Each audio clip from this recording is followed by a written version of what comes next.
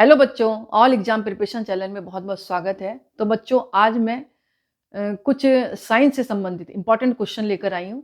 हालांकि ये क्वेश्चन बहुत अच्छे हैं, सभी एग्जाम के लिए यूजफुल हैं, चाहे आप कोई भी एग्जाम दे रहे हो। और कुछ लोगों को पहले से ये क्वेश्चन याद भी होंगे। तो ये जो क्वेश्चन है काफ़ी इंपॉर्टेंट है, हर एग्जाम के लिए अच्छे हैं। अगर आप इनको सुनते हैं और लिखते हैं और पढ़ते हैं तो काफ़ी आपको इन क्वेश्चनों से मदद मिलेगी। तो बच्चों, मैं वीडियो स्टार्ट करने के पहले मैं आपसे एक बात कहूँगी, अगर आपको पसंद आए तो प्लीज़ आप इसको लाइक ज़रूर करना, ताकि मैं मोटिवेट हूँ, ताकि मेरा मन और भी करे आपको वीडियो डालने के लिए। और इसके साथ साथ लोगों को भी शेयर करो, जो आपके साथ के बच्चे पढ़ रहे हैं आपके साथ, उनको भी शेयर करो ताकि उनको भी फ़ायदा हो। और बेल आइकन ज़रूर दबाएँ। तो बच्चों, आज मैं वीडियो स्टार्ट करती हूँ। यहाँ पर पहला क्वेश्चन है, भोपाल गैस त्रासदी के दौरान निम्नलिखित में से कौन सी गैस निकली थी? क्वेश्चन को फिर से रिपीट करती हूँ मैं, भोपाल गैस त्रासदी के दौरान निम्नलिखित में से कौन सी गैस निकली थी? काफी अच्छा क्वेश्चन है। यहाँ पर पहला ऑप्शन दिया है सोडियम आइसोसाइनाइड, दूसरा है कैल्शियम आइसोसाइनाइड, तीसरा है मिथाइल आइसोसाइनाइड और चौथा है नाइट्रोजन आइसोसाइनेट। तो आप इसमें से बताएं कौन सा आंसर है इसका। सोडियम आइसोसाइनाइड, दूसरा है कैल्शियम आइसोसाइनेट, तीसरा है मिथाइल आइसोसाइनेट और चौथा है नाइट्रोजन आइसोसाइनेट। इसका आंसर है बच्चों मिथाइल आइसोसाइनेट। नेक्स्ट क्वेश्चन है बच्चों, यहां पर बच्चों मैं एक बात कहूंगी आपको। मिथाइल आइसोसाइनेट का जो सूत्र है, जैसे कि मैंने आपको बताया, मिथाइल आइसोसाइनेट जो है भोपाल गैस त्रासदी के दौरान निकली थी। तो इसका जो सूत्र है वो है C2, आपको दिख रहा होगा, C2H3NO, C2H3NO।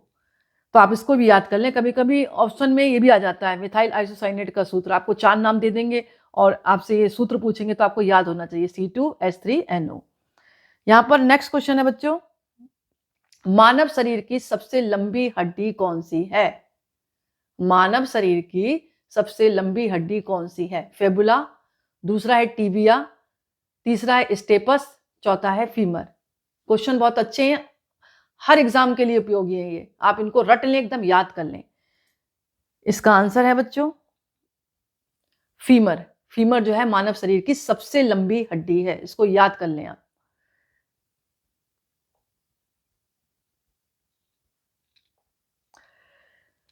बच्चों, मैं यहाँ पे एक बात कहूंगी आपको, जो स्टेपस दिख रही है आपको, ये मानव शरीर की सबसे छोटी हड्डी है।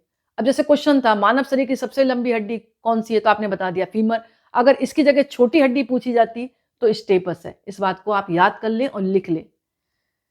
नेक्स्ट क्वेश्चन है बच्चों, यहाँ पर रीढ़ की हड्डी और मस्तिष्क पर झिल्ली की सूजन से होने वाली बीमारी कौन सी है? रीढ़ की हड्डी और मस्तिष्क पर झिल्ली की सूजन से होने वाली बीमारी कौन सी है? ऑप्शन दिए आपको, लेकेमिया, पैरालिसिस और तीसरा ऑप्शन दिख रहा है आपको स्क्लेरोसिस और चौथा है मेनिनजाइटिस।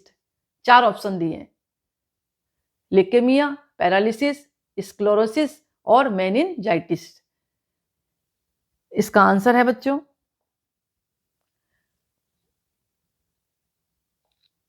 मेनिनजाइटिस। यहाँ आपको एक फेस दिख रहा है, जो मेनिनजाइटिस जो बीमारी है, डिसीज है, वो ये मस्तिष्क के इस भाग में होती है, आपको दिख रही होगी ये इन्फेक्शन इस तरह से होता है। नॉर्मल में इस तरह से बीमारी हो जाती है और जब इन्फेक्ट होती है तब इस तरह से छोटे छोटे से ये दिख रहे होंगे आपको, इन्फेक्शन दिख रहा है, ये यहाँ आपको हिस्से में होती है। यहाँ पर नेक्स्ट क्वेश्चन है बच्चों, पीतल मिश्र धातु के मुख्य घटक क्या हैं? पीतल मिश्र धातु के मुख्य घटक क्या है? 4 ऑप्शन दिए, कॉपर दिया है, copper and nickel, copper zinc and nickel और तीसरा है कॉपर एंड जिंक, चौथा है जिंक एंड निकिल। इसका आंसर है कॉपर एंड जिंक। इसको आप याद कर लें, पीतल मिश्र धातु के मुख्य घटक क्या है? Copper and zinc. यहां पर बच्चों में एक बात कहूंगी, जैसे कांस्य मिश्र धातु है, इसको कॉपर एंड टिन। क्वेश्चन समझ में आ रहा होगा, पीतल मिश्र धातु पूछा जाए तो कॉपर एंड जिंक है, इसके अलावा कांस्य मिश्र धातु पूछे तो कॉपर एंड टिन है। ये आप लोग रट लें, क्योंकि एग्जाम के समय हम भूल जाते हैं, क्योंकि एक से ऑप्शन लगते हैं। यहां पर नेक्स्ट क्वेश्चन है बच्चों, किडनी की निस्पंदन इकाई क्या है? निस्पंदन इकाई क्या है? न्यूरॉन है, पीला फाइबर है, एक्सॉन है या नेफ्रॉन है? किडनी की निस्पंदन इकाई क्या है? न्यूरॉन, पीला फाइबर, एक्सॉन और नेफ्रॉन। इसका आंसर है बच्चों नेफ्रॉन। नेक्स्ट क्वेश्चन है, सूर्य की ऊर्जा का स्रोत की प्रक्रिया क्या है? सूर्य की जो ऊर्जा है उसका जो मतलब उसका स्रोत की प्रक्रिया क्या है? परमाणु संलयन, परमाणु विखंडन, थर्मिओनिक और फोटो इलेक्ट्रिक उत्सर्जन। 4 ऑप्शन दिए हैं, परमाणु संलयन, परमाणु विखंडन, थर्मिओनिक और फोटो इलेक्ट्रिक उत्सर्जन। 4 ऑप्शन में एक ऑप्शन बताना है आपको। इसका आंसर है परमाणु संलयन। जो सूर्य की ऊर्जा का स्रोत है वो परमाणु संलयन है। नेक्स्ट है बच्चों, निम्न में से कौन सा एक गैर धातु है जो कमरे के तापमान पर तरल रहता है? कौन सा एक गैर धातु है जो कमरे के तापमान पर तरल रहता है? 4 ऑप्शन दिए, फास्फोरस, दूसरा है ब्रोमीन, तीसरा है क्लोरीन और चौथा है हीलियम। इसका आंसर है ब्रोमीन। ब्रोमीन जो है कमरे के तापमान पर तरल रहता है। यहां पर बच्चों में एक बात बताऊंगी आपको, पारा धातु कमरे के तापमान पर तरल अवस्था में पाया जाता है, पारा धातु भी। इसके अलावा नेक्स्ट क्वेश्चन है, जीवन रक्षक हार्मोन कौन सा है? एड्रिनल, पिट्यूटरी, थायराइड या चारों ऑप्शन है, यानी चारों भी आप बता सकते हैं। तो जीवन रक्षक हार्मोन कौन सा है? इसका आंसर है एड्रिनल। इस बात को आप याद रखें। नेक्स्ट है क्वेश्चन बच्चों, यहां पर नींद न आने की बीमारी किसके कारण होती है? ट्राइकोमोनास, ये ट्रिप्रोसोमा या लिस्मेनिया या प्लाज्मोडियम। कहने का मतलब ये 4 ऑप्शन दिए, नींद न आने की बीमारी। आपने देखा होगा बहुत लोगों को नींद नहीं आती, तो वो बीमारी किसके कारण होती है? वो होती है ट्रिप्रोसोमा नामक के कारण। इस बात को आप याद रखें, ट्रिप्रोनोसोमा। नेक्स्ट है बच्चों यहां पर,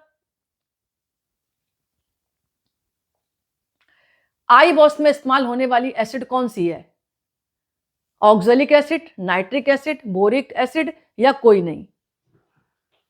आई वॉश को इस्तेमाल होने वाला जो एसिड है वो बोरिक एसिड है। बोरिक एसिड से पानी में मिलाकर अपने आंखों को धोया जाता है।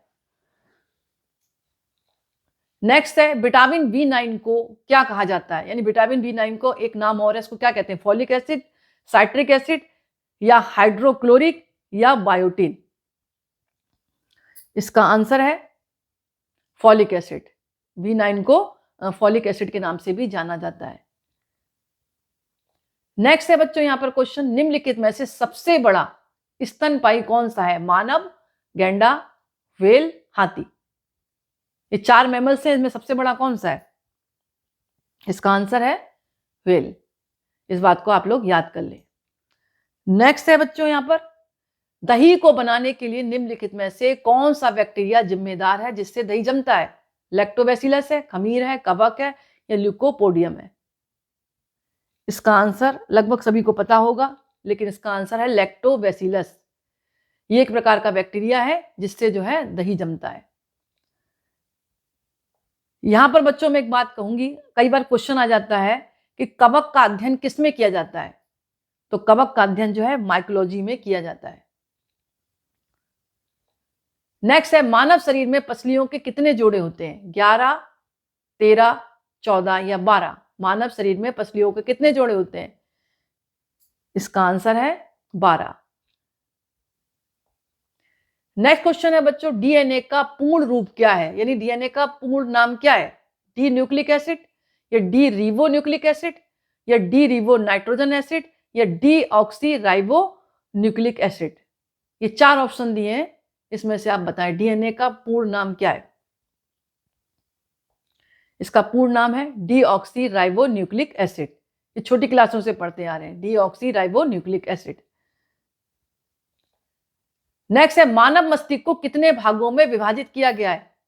1, 2, 3, 4? इसका आंसर है 3 भागों में डिवाइड किया गया है। 3 भाग कौन कौन से? अग्र मस्तिष्क, मध्य बिंदु और हिंड ब्रेन। इस बात को आप याद रखें कि मानव मस्तिष्क को 3 भागों में डिवाइड किया गया है। पहला भाग है अग्र मस्तिष्क, दूसरा है मध्य बिंदु और हिंड ब्रेन। नेक्स्ट क्वेश्चन है, हैलोजन में सबसे अधिक प्रतिक्रियाशील है क्या? Fluorine, chlorine, bromine, iodine? Halogen में सबसे अधिक प्रतिक्रियाशील क्या है? Fluorine, chlorine, bromine, iodine. इसका आंसर है फ्लोरीन। नेक्स्ट क्वेश्चन है बच्चों, रोग टिटनिस को किसके रूप में जाना जाता है? जो टिटनिस बीमारी है इसको और भी किस रूप में जाना जाता है? अवसाद कह सकते हैं, दाद, या लॉक जॉब, या काली खांसी। 4 ऑप्शन दिए। मतलब टिटनिस को किस नाम से और जाना जाता है? अवसाद, दाद, लॉक जॉब और काली खांसी। इसका आंसर है लॉक जॉब, क्योंकि टिटनिस से जो है ऐसा इन्फेक्शन फैलता है जिससे जबड़े जो है बिल्कुल जकड़ जाते हैं, मुंह बंद हो जाता है, बोलने में दिक्कत आती है और शरीर पर यहां तक कि नीले नीले रंग का हो जाता है पूरा शरीर। तो बच्चों ये कुछ क्वेश्चन थे। अगर पसंद आए हो तो आप मुझे जो है लाइक जरूर करें। अगर आपको वास्तव में वीडियो अच्छा लगा हो तो आप लाइक करें, दूसरों को भी शेयर करें ताकि उन बच्चों को भी फायदा मिले। और अगर आप मुझे लाइक करेंगे तो मैं ऐसे अन्य वीडियो जल्दी जल्दी बनाकर डालूंगी। अभी तो मैं जैसे जैसे टाइम मिलता है हफ्ते में या दिन में एक आध बार डाल देती हूँ, लेकिन अगर आप मुझे लाइक करेंगे, अगर मतलब आप लाइक करेंगे तो मैं मोटिवेट होंगी, तो मेरी इच्छा भी होगी कि बच्चों के लिए मैं क्वेश्चन अच्छे अच्छे छांट कर डालूं। तो बच्चों आपसे एक रिक्वेस्ट है, अगर वास्तव में वीडियो आपको अच्छा लगे तो आप इसको सब्सक्राइब कर लें, बेल आइकन जरूर दबाएं और मुझे कमेंट्स में डालें कि मैडम इस तरह के क्वेश्चन चाहिए, और अदरवाइज आपको और भी सब्जेक्ट के चाहिए तो आप इसको कमेंट्स में लिख कर भेजें। आपको मैं तुरंत जो है वीडियो की सीरीज बनाकर आपको जरूर डालूंगी। तो बच्चों बहुत बहुत धन्यवाद अगर आपने मेरा वीडियो देखा है।